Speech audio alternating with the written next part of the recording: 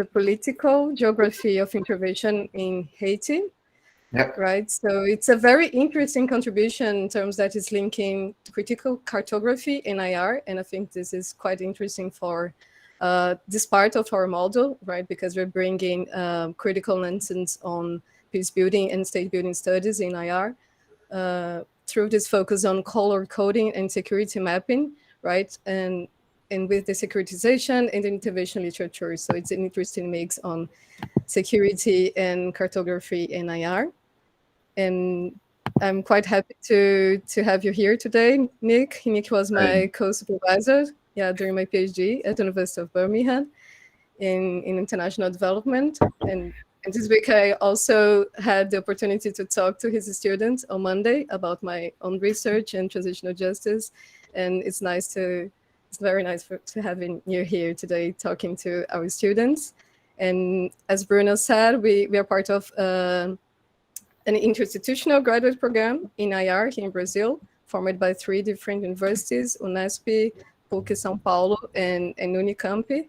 And we have master's and PhD students in IR, and also different people who sign up as a workshop format. So I'm not sure if we do have people who are not connected to this model, but anyways, I hope we have a great moment together, and I hope our brilliant students will have some questions in the end.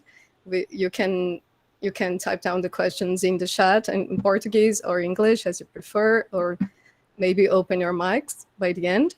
And without further ado, thank you, Nick. You have about 45 minutes, 1 hour. I don't know. It's up to you. That would be our suggestion. Yeah, perfect. Shout at me if you think I'm too long. Say, please conclude, and I'll conclude as quickly as possible. I think it's actually the first time I use Google Meet. I usually we use Zoom. In this place of the world. Anyways, so where do I share the screen for the PowerPoint? Can you see the small window close to the hand? It says present now. Yes, I think you. Okay, yeah, I think it will work. You click on that and then you choose a screen. I don't present much on Google Meet either, so I don't remember. But it's, you go through. Yeah, that seems to work. Let me know if it works. Does it work? Not yet. Yes. It's loading. Yes, it's still loading. Yes. There you go. Okay, I cannot see you because of that, but do let me know if you have questions or just scream, and so I'll be able to answer any questions. And feel free to interrupt. I'm absolutely cool with that. Thank you very much, Samara, for the really kind introduction. I'm quite excited to be presenting this, not only because it's a paper. Sometimes we publish articles. Some of what we publish we're proud of. Other things we're not exactly proud of. It's just part of the business, I guess. This one I'm really actually proud of. It's something that I've been spending a lot of time on. And luckily enough, I'll be starting a major project that is on this exact theme, and so this is kind of a proof of concept in a sense piece. And so I'll be exploring critical cartography of peace for the next 3 years with Marsha Henry from LSE and Jonathan Fisher from Birmingham, and we'll be exploring all the kind of various color codes and peacekeeping. As you will see, it will become hopefully explicit through this presentation how the different color codes have implications for peace interventions. So Samara suggested everyday securitization in Haiti as a kind of title for this talk. That suits me perfectly well because this is exactly what the color coding is doing, what critical cartography is actually trying to unravel, in a sense, is It's how the different the kind of the cartography, or how the mapping processes put forth by peace interveners, by interveners themselves, actually have major implications for people living in post-conflict societies. So before I start getting into the kind of mapping processes and what it means, let me just tell you quickly what security zones, or what the kind of the grounding of the whole project and the piece itself. So this kind of color encoding is not new, and if we go even beyond the intervention per se, and I'll be talking about the first kind of attempts at color encoding and mapping. But if we think of now travel, the kind of travel advice that I'm sure that the Brazilian Ministry of Foreign Affairs is providing, as many other countries, we usually use color codes all the time. So if you want to travel to, say, I don't know, some parts of Africa that is currently in conflict or elsewhere, you would have a color code that will be assigned to that specific area. Sometimes even it goes beyond just kind of the national border to actually include a specific region within a state. And so it could be the Kivus in DRC, for instance, to give you an example.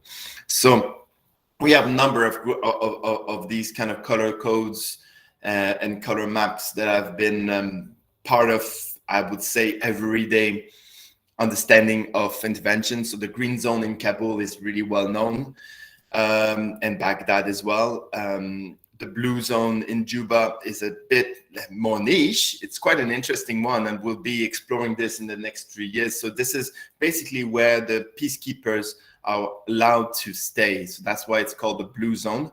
So in South Sudan, basically in Juba, all peacekeepers will be assigned to a specific location, and this is called the blue zone. And so they cannot live outside of the blue zone. So it could be interesting to see the kind of everyday life in the blue zone. I would imagine I would pretty much be ready to gamble that there's a brothel in there, probably a couple of nice restaurants. It would be interesting to see that, and we'll be exploring this with my colleagues. There's also a number of red zones everywhere, so in Bangui, for instance, but also in Mali right now and other places. So I think one of the first maps to use color codes was Charles Booth's poverty map of London, 19th century. Okay, if you do have any other examples that are maybe drawing from, say, Latin America, Brazil, I am definitely a taker. So send this to me. I will be much obliged. But what is interesting with Charles Booth's poverty map that is really well known, right, in the kind of the literature on development and in general, is that this is a map that is assigning a specific color code to the population. So it's not just so it's basically saying that by color encoding these regions, you are also assigning them a specific label. So you're saying that, for instance, the black zones there were the lowest class, vicious, semi-criminal. The other kind of a little bit turning to the kind of dark blue, very poor, casual, chronic want. That's really 19th century talk, right? Then you have the poor, then you have mixed, some comfortable, others not, fairly comfortable, good ordinary earnings. Then you have the middle class, then you have the upper middle and upper classes, wealthy.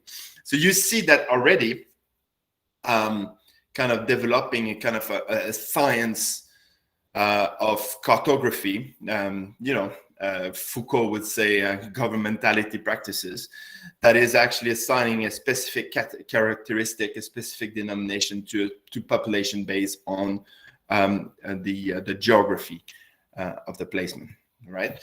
And you have other examples, such as the home insurance during the Franklin Delano Roosevelt era, the New Deal era in the US, where again the home insurance business will be using this, and then starting from this, now all the home insurance will be companies will be using similar maps. I'm quite sure with again, first grade, second grade, third grade, fourth grade, So the lower you get into this echelon, the more kind of the more you will have to pay for your home insurance, I guess.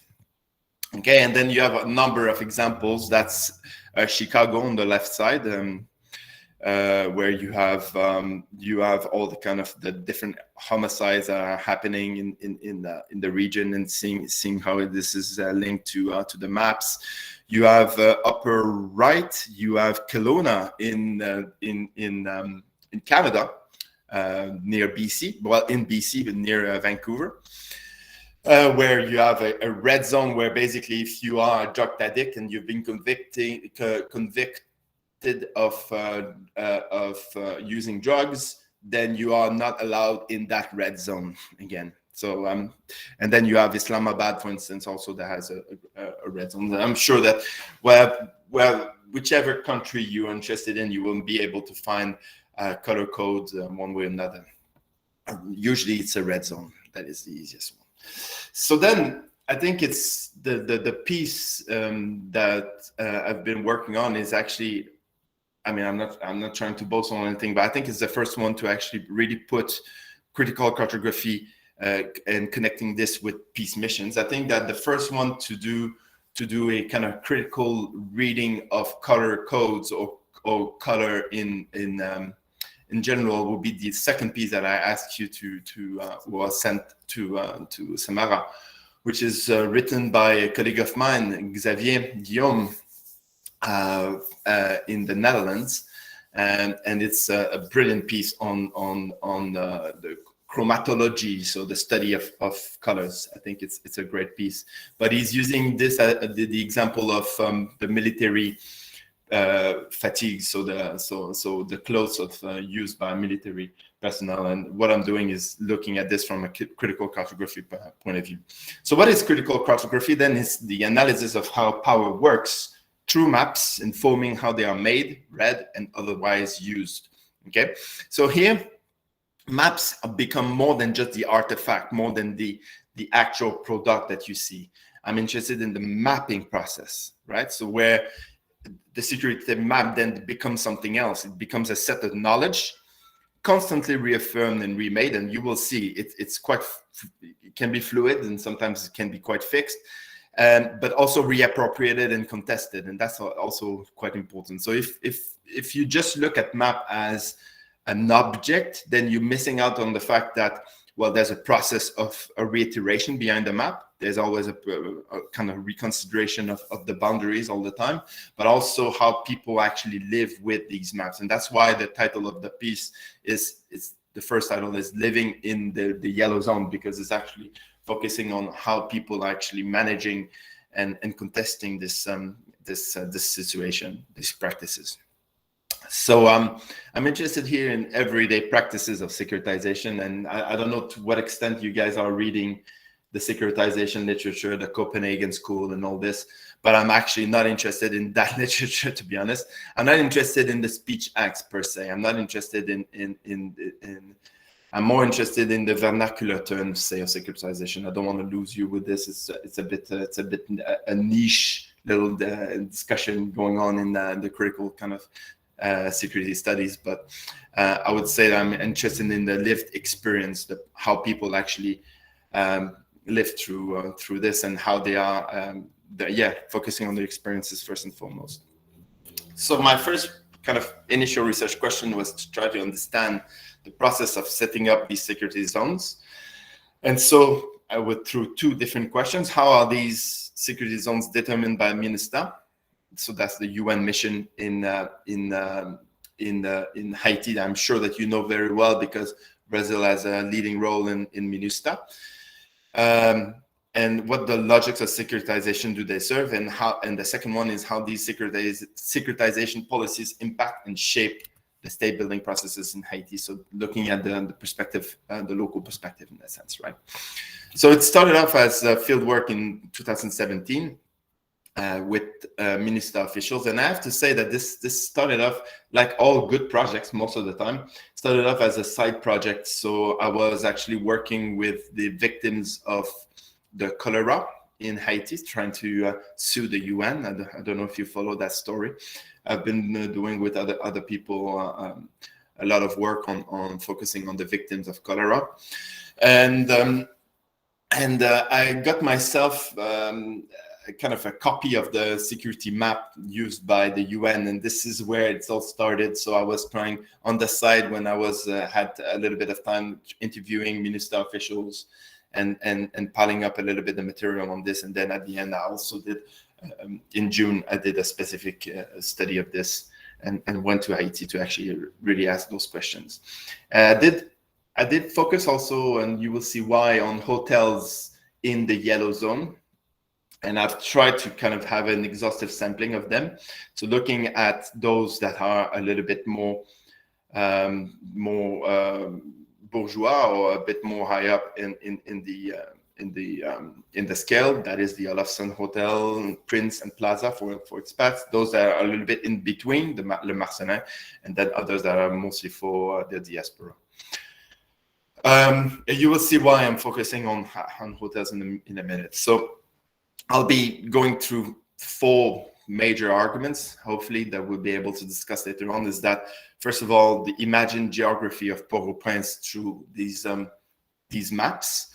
Then I'll be looking at how the mapping process is part of an inclusion-exclusion process.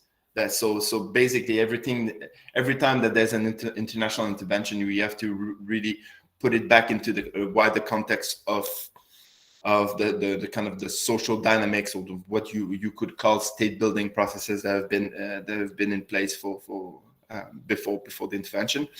Then looking at the bunkerization literature, that is Duffield and others, and finally looking at local strategies to confront the logics of securitization.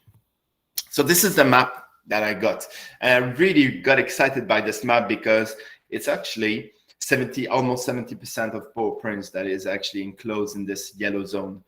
So you have a yellow zone that is stretching from Carrefour, that is actually on the lower end of the map, lower left. That is actually a different city itself. Port-au-Prince is quite a sprawling city with lots of tentacles going in all directions, and even if it's a different city, Carrefour, it feels just like the continuation of Port-au-Prince, to be honest. And then if you start from the sea and you move up, the higher up you go, the more kind of the wealthier it gets most of the time, right? So it's that covers all the downtown area, the port area, and then you will have mostly on the right hand side of the yellow zone, you will have probably what it could be called middle class kind of region. So this is a more kind of contested boundary of the map, I would say. And then on the upper part of the map, you will have a region, Cité Soleil, that is well known for being difficult in general, very poor, and Brooklyn and Boston are known for being difficult. So they are still seen as red zone in this province. So that gives you a sense. That's the old kind of city of Port-au-Prince, you see. So if you trace it back, if you put it back on the map, you see that it covers all the downtown area and goes all the way to through the middle of this map. So it covers a lot of ground. So what is also interesting, and I'll be talking to you about the ramifications, what it means in practice in terms of the security regulations of this map and what it means for local population. But what is also interesting, so that's a map I got in 2017, right? And that's the map I managed to find in 2010. It's roughly the same map. It hasn't really changed, even if the country's changed massively in 7 years. And so you have the same boundaries, you have the same lines, the same routes. You have a little bit of change of the red zones. The Cité Soleil area is still red 7 years after, but the Bel Air area is no longer red. But it changes back and forth, and that's quite interesting. So what are the kind of processes? What does it mean to be in a red or yellow zone? So let's start with the red zone. So that's the small pockets of Cité Soleil and other places. So it means you need to have a military escort, okay, or formed police unit. So that is going to be assisting you. So so that means, basically you're not supposed to be there, and that will mean a lot of resources to get in there. So it's not a decision you take lightly.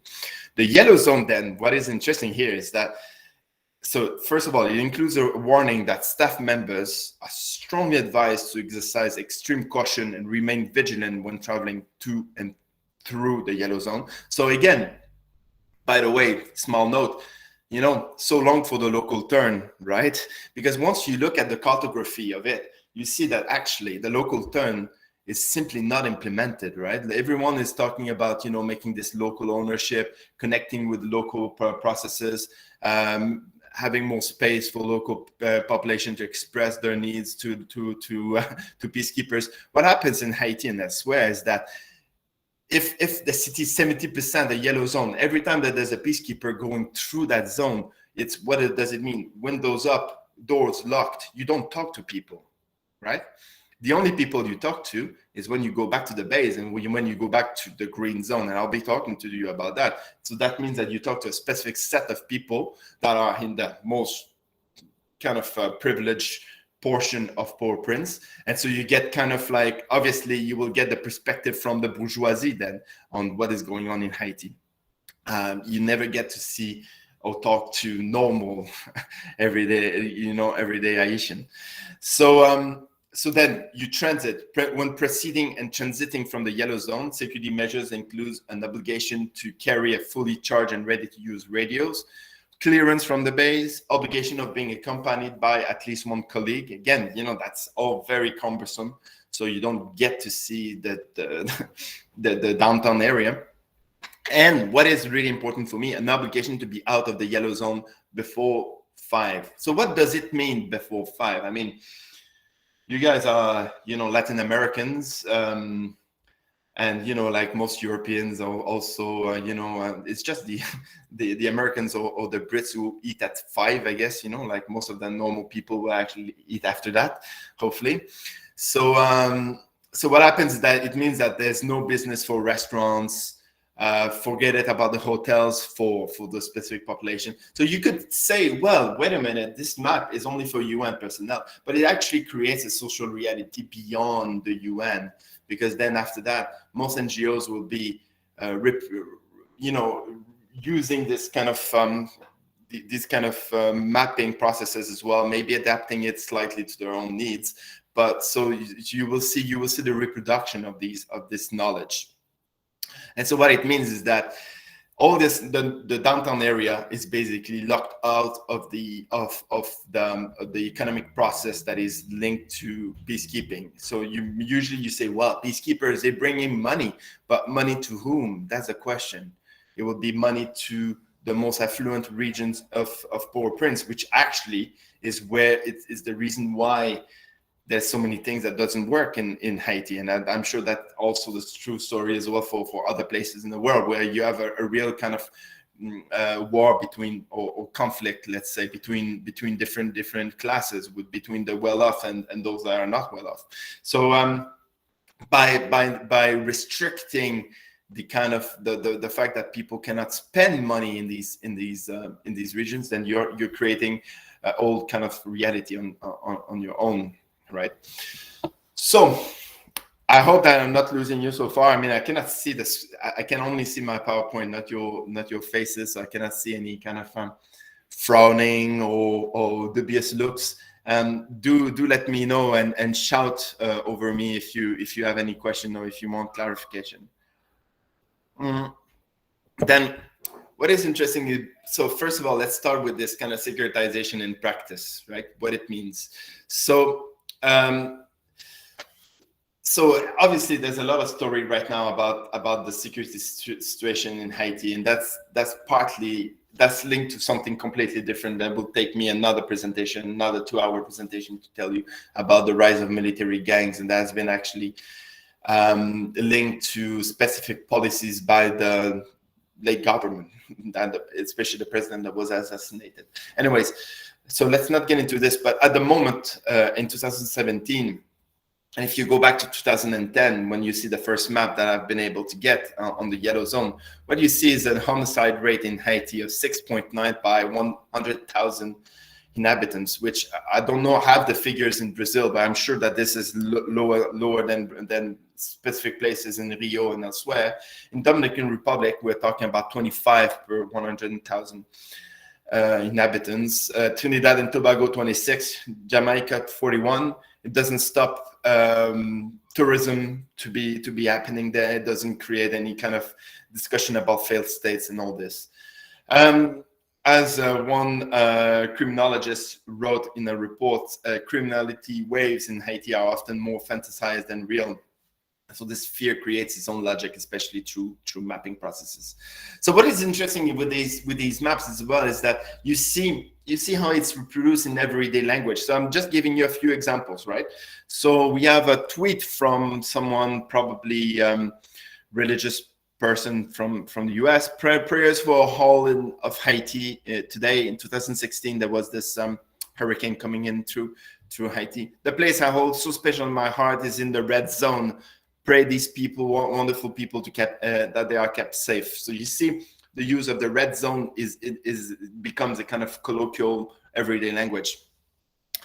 Marsha Henry, actually, my colleague who's working with me on this project, found this article on the rezone to green zone, the Haiti's garden suburbs. So in Cité Soleil, they've been, and I'll be talking about this, they've been using a lot of like the color green in order to kind of challenge the color codes that have been assigned to them.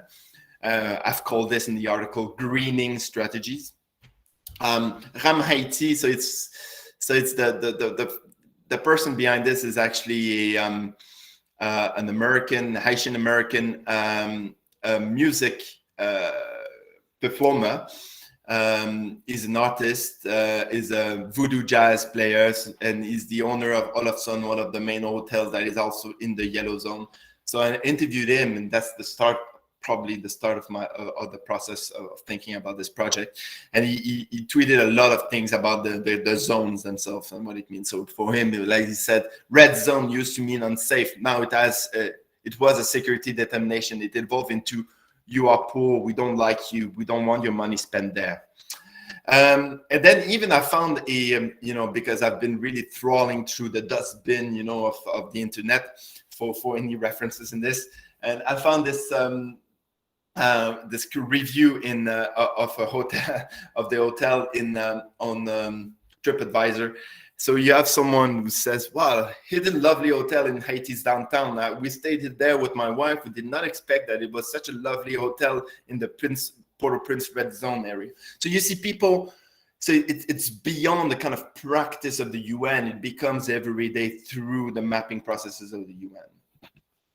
So I've been looking at how they are actually teaching this to the UN personnel. And this is part of a PowerPoint used by the UN in the training of people when they are actually sent to Haiti. So this is mandatory training. Do you see the yellow zone when they come to that? And what do you see in this yellow zone? Interestingly enough, is the two pictures on the top left of your screen. So you have drugs and crime. So this is what you see associated with the yellow zone, obviously. Guns and drugs, interestingly enough. There's absolutely no evidence whatsoever that drugs is actually produced or being used in Haiti. It's way too expensive to be used. This is probably an image of cocaine. If there's any traffic of cocaine, it will never be through this. It will be through the north, actually, going straight to the US. Anyways, but that's beyond the point. What is interesting is that they use this in 1 year, and then I've looked at the other years, they removed the pictures. Probably someone complained. So then it brings me to my second point. What does that mean and how is this part embedded in state building processes that have been there for a long time? So, and to understand Haiti, you have to understand the two worlds that make up Haiti. And that's true for, I guess, beyond Haiti to many societies. So as I said, the green zone, or if you move beyond the yellow zone, then you get into the wealthier kind of places, and it's also higher up, and so you have less pollution, better views, and things like that. So as one of the people I've interviewed for this article said, the money remains up above, it does not go down. So the green zone is for, in this instance, is not detached, inaccessible. You know, it is a part of the local geography of the city, and I've been there for 200 years, right? So Pétionville, which is the suburb that is in the north, is quite it's where the local bourgeoisie, the local elite lives, and where all this hybridity, I guess, space happens between the rich local and the international. So, you know, you will go into this restaurant, you will be right away, you know, in contact with the privileged few. Basically, you will be there to explain to you what Haiti really is, you know, around a glass of Barbancourt rum. So in an interview, for instance, one of the hotel owners in the yellow zone said to me, the UN is part of the Pétionville social class, right? It protects people from Pétionville, people with means. Okay, and so Richard Morse, the owner of Olaf Sun, just mentioned, the voodoo jazz player, said, I realized that the red zone concept had morphed into another reality. So we don't want you to spend money there. We don't want you hanging out there. There's a poor middle class area. We don't want you or us to be seen there. We want you to spend your money in the green zone. We want you in these specific hotels, these restaurants, this part of town, right? Which I totally agree in a sense. So this is a study that has been done by the criminologist friend of mine who is teaching at in Haiti, and you see where the actual expats live, right? And so they live in Pétionville, and they live. So basically, these areas are outside of the yellow zone that we have already identified through the maps, right? So they go outside where it's safer, let's say. So then that leads to this bunkerization discussion that is quite interesting in the literature. If you're interested in this, look at the literature of some of the early articles by Mark Duffield, for instance, in Journal of Intervention State Building. I think it was in 2013. And so, so yes, there's more and more, obviously, this kind of closure of interveners into themselves. And this is exemplified by the use of the bunker. That most of the UN and other interveners now operate in very closed space without any interaction with locals, right?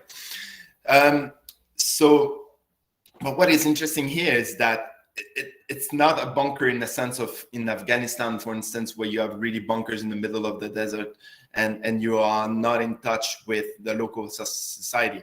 This bunker is literally in Port-au-Prince, right? So it includes local people with means. So it is part of this social segregation at play that has been there for 200 years. And so you are contributing, more willingly or not, to this kind of process of division between the those who are well off and those who are not well off, right? So for MINUSTAH, whenever I was questioning them about the maps and the impacts, what they basically said to me is that, well, first of all, we don't have people there in the yellow zone or red zone, so we don't have to security manage it. Hence, regulations are for us, not for them. And so they don't try to think of the actual economic or social implications of this. They're just thinking about security regulation in this sense. But so then this kind of this brings other things, right? So so for instance, someone said to me, and it's a local activist from Cité Soleil, he said MINUSTAH didn't create the stigma, but the categorization of it as a red zone was an institutional validation of the stigma.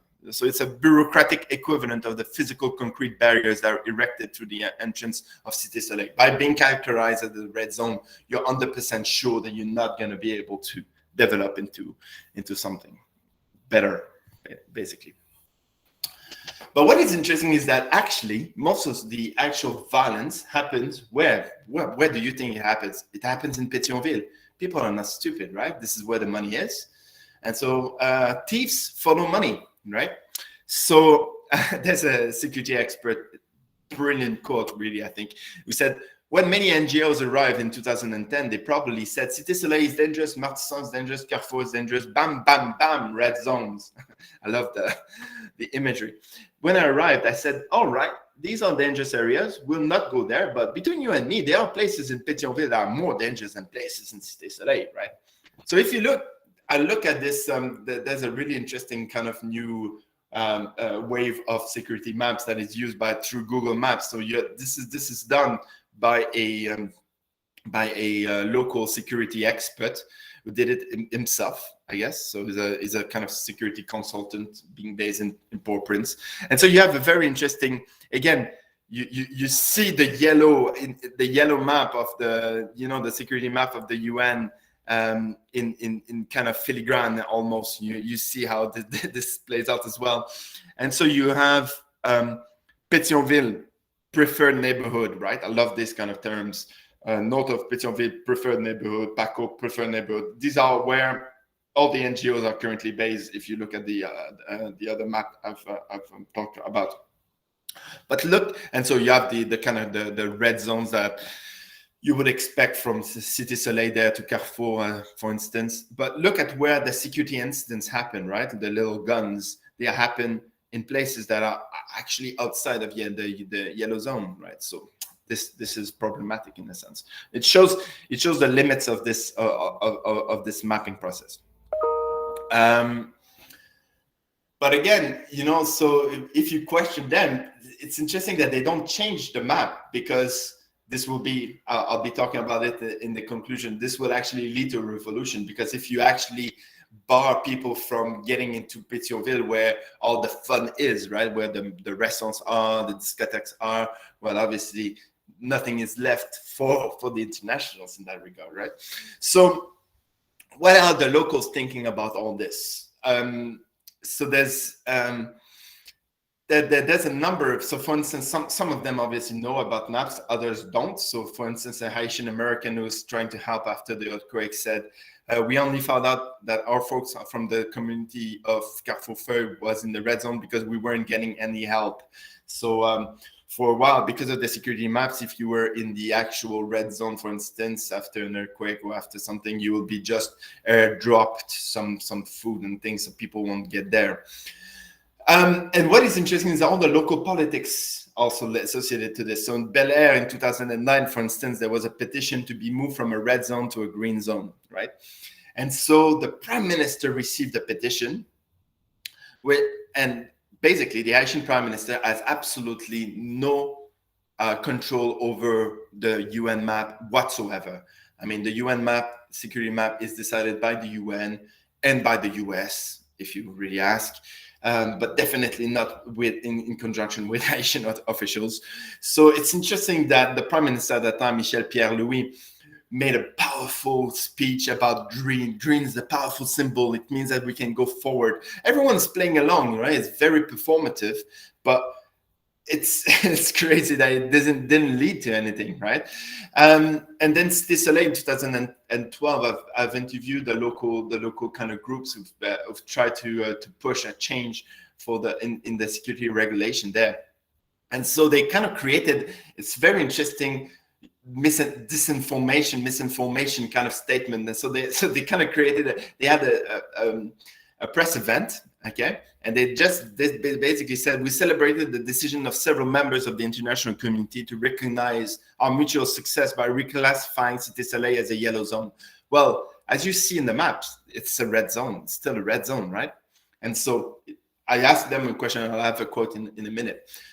And then there's also all these kind of greening strategies going on. So for instance, the same people had organized green days, green day of reflection and action, people wearing green clothes in order to, show how now peaceful the Cité Soleil is, right? And celebrating a vision of a green Cité Soleil, which also led to, bringing more trees or other garden in Cité Soleil in order to kind of reflect this. So it's quite interesting. And when I questioned the security, this young leader about this, saying, "Well, nothing has changed really, right? You did this kind of press conference, but," and he said to me, "Well, it's entirely possible that Désolé is still officially technically a red zone, but at this point, I don't think we care that much anymore. Whether or not Minister changes its designation has less importance for us than it did 5 years ago. We're not measuring our progress on Minister's color charts." So they are basically just kind of transcending these considerations, but also recognizing that this still hampers their own progress. So I hope I've not been too long, and you've been kind enough not to interrupt me, seemingly. So in conclusion, I would just say it's interesting to show the objective analysis of threats. So when people, you will have positivists around here, or you will have also security actors in general who is saying, places are difficult. If you look at the data, we have to use these maps in order to understand these different places, right? So this is the normal logic. But what is interesting in the case of Haiti is that it's a reverse of this order. So basically, if you challenge the security experts to say, well, look at the actual objective analysis of threats, it's actually more dangerous right now in Pétionville and elsewhere. They will say, no, this is not the whole story and all this. So it's kind of a reverse discussion. So you can see that basically you can do whatever you want with this objective analysis of threats. So there's the kind of idea of an imagined geography of intervention, that some places are beyond data. They are seen as difficult, basically. And so that means, so as I said, if you ask them, if you question, well, maybe Pétionville should be included in the red zone or yellow zone, then someone said to me, for instance, UN staffers will start a revolution if you tell them that they can't party in Pétionville anymore. So there's also a reason for that. There's a vested interest in keeping access to the places where the fun is, right? There's also, as I said, the security strategies that are being displayed through through mapping processes are co-constitutive of the social segregation that has been in place for quite a while. And that in all this, the local actors are not passive. They will be reappropriating the discourse in multiple ways, from Richard Morse, the owner of Olofsson, who is using tweets in order to resist that language, to other people going through more the kind of the more normal routes of resisting by asking the UN to reassess the risk, and to the local actors in Désolé organizing green events, right? So there's a number of points that I've not touched upon, and I'm not sure how to address them. So I would love to have your feedback, or also your comments on. It's, first of all, there's a lot of people say that it's a pecuniary approach, right? That people keep this kind of risk high in order to benefit from the risk allowance. So it's seen as a difficult place to go. Then if it's seen as a difficult place to go, then you get an extra bonus every day. So I don't know. There's a lot of locals who have mentioned that. The second point is also the role of national actors in all this. So if you say, well, the yellow zone is difficult, and so we don't want you to be seen there, then who is actually delivering international aid? Who is actually helping Haitians in the everyday? It will be actually your your local staff, the people that you hire locally, who will be actually bearing the brunt of the security risks, right? So they are being exposed to risk, if we believe that there's such a thing, and they act as bridges between the different communities, and so it shows how vital, how important these actors are. And then, I'll be looking at how to link this to different places in the world. I'll be making a comparison between all the different zones, color encoded zones in the world. So if you have any examples, anything that you think that I should be focusing on, let me know. I'll be adding this to the list. We have 3 years to do this exhaustive study, so it will be fun, but it's quite a daunting task. So thank you very much for your time, for your interest, and look forward to questions and comments.